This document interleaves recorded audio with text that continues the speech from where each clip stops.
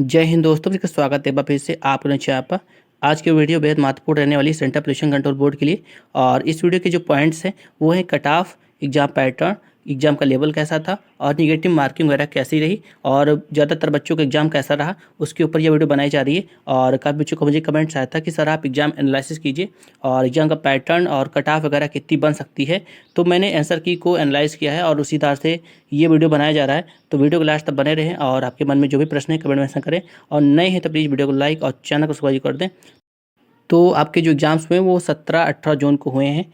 और इस वीडियो में पहला जो पॉइंट आपका रहने वाला है कट ऑफ, जिसको लेकर के बहुत ज़्यादा कमेंट्स आए हैं। और जहाँ तक मुझे लगता है कि आप भी कट ऑफ के लिए काफ़ी ज़्यादा बेसब्री से इंतजार कर रहे होंगे। दूसरा पॉइंट आपका होगा लेवल, यानी एग्ज़ाम का लेवल कैसा रहा। फिर थर्ड पॉइंट आपका होगा एग्ज़ाम का पैटर्न, और एग्ज़ाम का पैटर्न जो था उसके ऊपर डिस्कस करेंगे। फिर फोर्थ पॉइंट होगा आपका निगेटिव मार्किंग। देखिए ये जो चारों पॉइंट्स हैं, ये चारों पॉइंट्स आपके नंबर्स को और कट ऑफ को सीधे तौर पर प्रभावित करते हैं। चूँकि आपके आंसर की आउट हो चुके हैं तो यह वीडियो उसी के आधार पर बनाया जा रहा है। तो सबसे पहले हम डिस्कस करने वाले हैं आपके एग्ज़ाम के पैटर्न को, जो कि आपकी परीक्षा को सीधे तौर पर प्रभावित करता है। तो सबसे पहले हम एग्ज़ाम पैटर्न पर आते हैं, उसके बाद हम लोग कट ऑफ और एग्ज़ाम का लेवल, नेगेटिव मार्क, ये सारा कुछ हम लोग देखेंगे। तो सबसे पहले हम बात करते हैं आपके एग्ज़ाम के पैटर्न को लेकर के। तो देखिए एग्ज़ाम का जो पैटर्न था वो पैटर्न जो आपका है कुछ गेट के तरीके से था। ठीक है, जिस तरीके से आपके गेट के एग्ज़ाम्स आते हैं उसी तरीके के प्रश्न थे। और गेट का एग्ज़ाम और सीपीसीबी का एग्ज़ाम फ़िलहाल कह सकते हो लगभग लगभग सेम ही था। और गेट के एग्ज़ाम में लगभग 65 क्वेश्चन के आसपास आते हैं और समय जो दिया जाता है वो 3 घंटे का समय दिया जाता है। जबकि जो सेंट्रल पोल्यूशन कंट्रोल बोर्ड का जो एग्ज़ाम हुआ है उसमें 50 क्वेश्चन थे और टाइमिंग आपका 2 ही घंटे रखी गई है। आपका इस एग्ज़ाम को लेकर के क्या ओपिनियन है वो कमेंट मेंशन जरूर करेंगे। साथ ही अगर आपने आंसर की चेक करी है तो आप अपने कितने नंबर्स आपके बन रहे हैं वो भी आपको कमेंट मेंशन करने हैं आपके पोस्ट के नाम के साथ में ही। और देखिए बात करें, देखिए इसमें क्या क्या आते हैं। देखिए एमसीक्यू था, एमएसक्यू था, एनईटी था, ये 3 प्रकार के प्रश्न आपके परीक्षाओं में पूछे जाते हैं। देखिए एमसीक्यू और एमएसक्यू तो देखने को मिला है, एनईटी बहुत कम मात्रा में कह सकते हो ना के बराबर था, मिक्स था। एनईटी और एमएसक्यू कह सकते हो मिक्स था, इसी तरीके के प्रश्न आपके देखने को मिले थे। ठीक है, तो सबसे पहले हम देख लेते हैं कि किस टॉपिक से कितने प्रश्न आए थे और कितने कितने नंबर्स के आपके थे। तो देखिए सबसे पहले अगर हम बात करें, देखिए एमसीक्यू था और एमएसक्यू और एनईटी। ठीक है, यही 3 प्रकार के प्रश्न आपके परीक्षाओं में पूछे गए थे।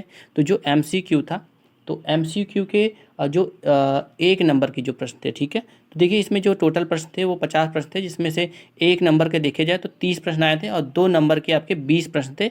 इस हिसाब से ये टोटल 70 नंबर के आपके प्रश्न बने थे। ठीक है, तो 50 क्वेश्चन थे, 70 नंबर के प्रश्न आपके बने थे, जिसमें से एमसीक्यू जो था वो आपके 20 क्वेश्चन जो थे वो 1 नंबर के थे और टोटल 10 क्वेश्चन जो आपके थे 2 नंबर के थे। तो इस हिसाब से देखा जाए तो 40 क्वेश्चन जो आपके थे एमसीक्यू से ही निकल गए थे और बचे हुए जो क्वेश्चन थे वो आपके एमएसक्यू और एनईटी से नहीं था कह सकते हो, मिक्स था कह सकते हो।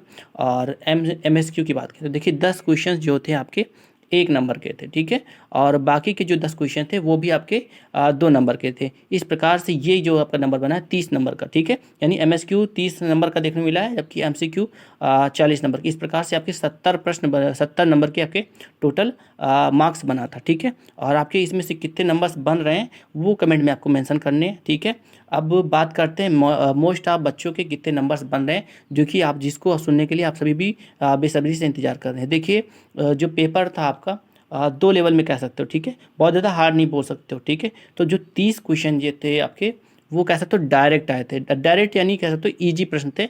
और जो 40 क्वेश्चन थे आपके वो मॉडरेट थे। मॉडरेट यानी कह सकते हो थोड़े बहुत आपको कॉन्सेप्ट लगाने पड़ सकते थे, फार्मूला वगैरह का यूज करना पड़ता था और थोड़े से समय लेने वाले प्रश्न थे।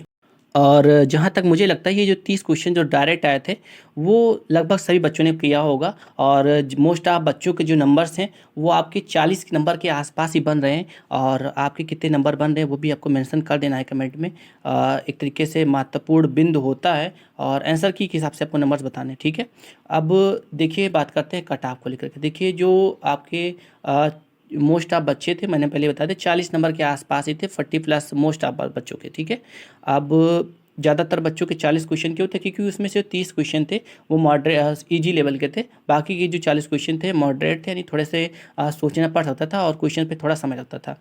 अब निगेटिव मार्किंग भी एक कह सकते हो महत्वपूर्ण भूमिका निभा रहा था आपके परीक्षा में। तो देखिए जो 2 नंबर के जो जितने भी प्रश्न थे और जो 1 नंबर के जितने प्रश्न थे, तो जो 2 नंबर के प्रश्न थे उस पे 0.33 की मार्किंग थी, और जबकि जो 1 नंबर की जो प्रश्न थे आपके उसमें 0.167 नंबर के मार्क्स के आपके नेगेटिव मार्किंग थी। तो ये नेगेटिव मार्किंग है, और ज़्यादातर बच्चे, बहुत सारे बच्चों ने तुक्का भी लगाया होगा, लेकिन ऐसे कंडीशंस में जब जान लीजिए आप ऐसा कह सकते हो कि आपके नंबर्स अगर मान लीजिए 40 के अराउंड नहीं बन रहे तो आपको तुक्का लगाना ही चाहिए, ठीक है। तो देखिए 2 नंबर के 1 नंबर की ये प्रश्न थे और ये नेगेटिव मार्किंग था। अब बात करते हैं हम लोग कट ऑफ को लेकर के। तो ये सारे विषय में बात करने के बाद कट ऑफ पे पहुंचना एक तरीके से कह सकते हो बुद्धिमत्ता होती है, ठीक है। और ज़्यादातर बच्चों का नंबर 30-40 के आसपास ही बना है। और देखिए जो कट ऑफ रहेगा वो देखिए वैकेंसी हालांकि बहुत ज़्यादा नहीं है, पिछली बार से थोड़ी ज़्यादा भले है, और बहुत से बच्चों का जो कमेंट्स आया था 45, 46, 43 ऐसे ही नंबर मुझे देखने को मिले हैं। लेकिन जो कंपटीशन होने वाला है, ठीक है, जो कंपटीशन होने वाला है वो आप कह सकते हो 50 से लेकर के 55, या कह सकते हो 60, 50 से लेकर के 55 के बीच में ये कंपटीशन होने वाला है। लेकिन अगर आपके 45 प्लस या इसके आसपास नंबर्स भी बन रहे हैं तो आप एक तरीके से कह सकते हो कि आपके पास चांस है कि आपका सिलेक्शन हो सकता है और आपको इंटरव्यू के लिए बुलाया जा सकता है, ठीक है। तो ये आपके कट ऑफ हो सकते हैं जो कि 50 से 55 के बीच में हो सकते हैं, ये मेरे अकॉर्डिंग है, ठीक है। तो आपको 50 से 55 के बीच में अगर नंबर है तो आपको बिल्कुल कंफर्म मान लेना है कि आपकी सिलेक्शन कंफर्म है, आपको इंटरव्यू के लिए बुलाया जाएगा। देखिए वहाँ पे नंबर ऑफ कैंडिडेट्स होते हैं कि इतने ही बच्चों को इंटरव्यू के लिए बुलाना है। लेकिन अगर आपके 45 नंबर के आसपास ही बन रहे हैं, 43, 44, 45 या 46, 47 ऐसा कुछ नंबर बन रहा है, तब भी आपके पास चांसेस बन रहे हैं कि आपको वहाँ पर इंटरव्यू के लिए बुलाया जा सकता है, ठीक है।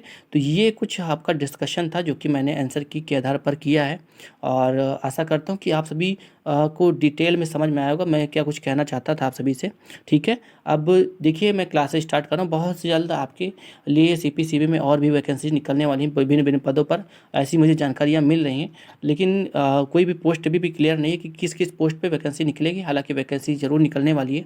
तो आपको क्लासेस मेरी स्टार्ट कर दे रहा हूँ, क्लासेस चल भी रही हैं तो आपको क्लासेस ज्वाइन कर लेनी है, इंटरव्यू वगैरह की तैयारी स्टार्ट कर देनी है। अगर आपकी 40 प्लस भी है तो आपको इंटरव्यू की तैयारी कर देनी है, ठीक है। देखिए इंटरव्यू आपको देने ही देने, अगर आपको सीपीसीबी में सिलेक्शन पाना है तो आपको इंटरव्यू की तैयारी करनी है, चाहे आप इस वर्ष करें या अगले वर्ष करें, ठीक है। तो आशा करता हूँ कि आपको डिटेल वीडियो समझ में आई होगी, और वीडियो अगर आप समझ में आई है तो प्लीज़ वीडियो को लाइक और चैनल को सब्सक्राइब जो कर दें।